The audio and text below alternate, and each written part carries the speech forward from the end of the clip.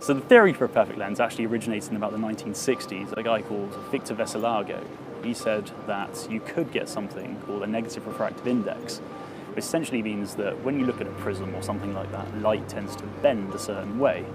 And he proposed that you could get light to bend the other way if you so wanted. And this is the basis behind a perfect lens. Current limitations with optical microscopy are mainly due to something called the diffraction limit, which was devised by a guy called Ernst Abbe in 1873. Now the problem with that is that light is a wave, and as a wave it diffracts in certain ways. And the diffraction limit means that you can only resolve down to a very small spot, but a fixed size of spot. So you can get to about 200 nanometers across, and that's about, well, we're talking millionths of a millimeter here. And you can't go any further than that due to the wave-like nature of light. So that's a big problem. The refractive index of a material is how much light slows down when it travels through such a material. So the light is traveling from air and into water. And when it hits the surface, it reflects a little bit, but it also transmits, and it bends at an angle that's related to the difference in refractive index between the two materials. Now water and pretty much all materials in nature have what's called a positive refractive index. So what's happening here is the light is going from air into water, and you can see that the light is bending towards the normal when it enters the more dense material, which is the T. If this wasn't T, but a negative refractive index material, something different would happen.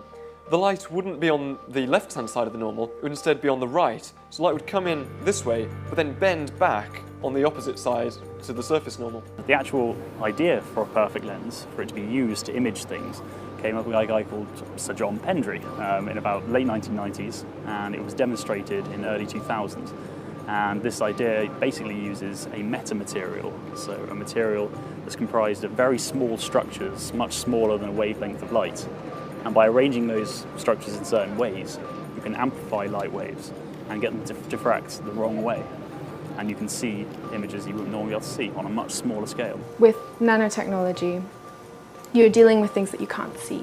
So it's really important that you have these tools that allow you to see a nanoparticle inside a cell that's really complex. So if you're doing bulk measurements, just on a lab bench, it's difficult to interpret the results, and that's where microscopy and good optical or high-resolution optical microscopy and electron microscopy are so important, and more so now that we're dealing more with nanotechnology. So we look at the interface between nanotechnology and immune cells using nanomaterials to try and control the responses where the body decides, the immune system decides whether it's going to attack an infection or a cancer or whether it's not going to.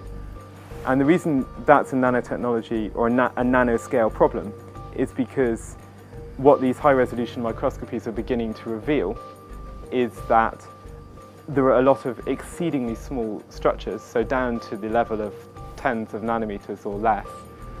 And these structures are critical to the way cells talk to each other. So when your immune system decides whether it's going to attack something, there are spatial structures at that size which are helping to mediate that decision.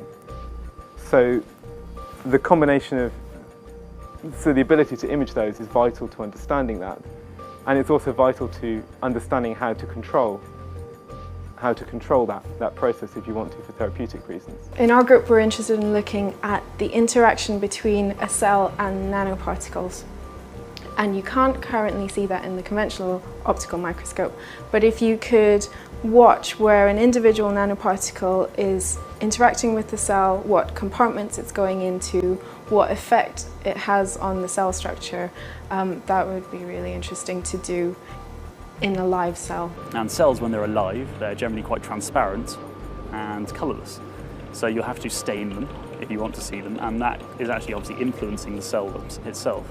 And you don't want to do that because then it starts messing with the processes. Not only are the imaging techniques coming online, but also nanotechnology techniques that enable us to build structures on the same size as these vital structures mean that we can interact directly with these little features. We can control their size, try to control their size, or to pull them around, or to position them. And so these two technologies coming in parallel should really show some exciting results. Perfect lensing principles have actually been demonstrated already on things like up to maybe 20, 30 nanometers, which is already a good something like 10 times below the diffraction limit. So we've shown that it works. It's just going to take a bit more time and maybe a little bit of someone's clever idea to make it actually a reality.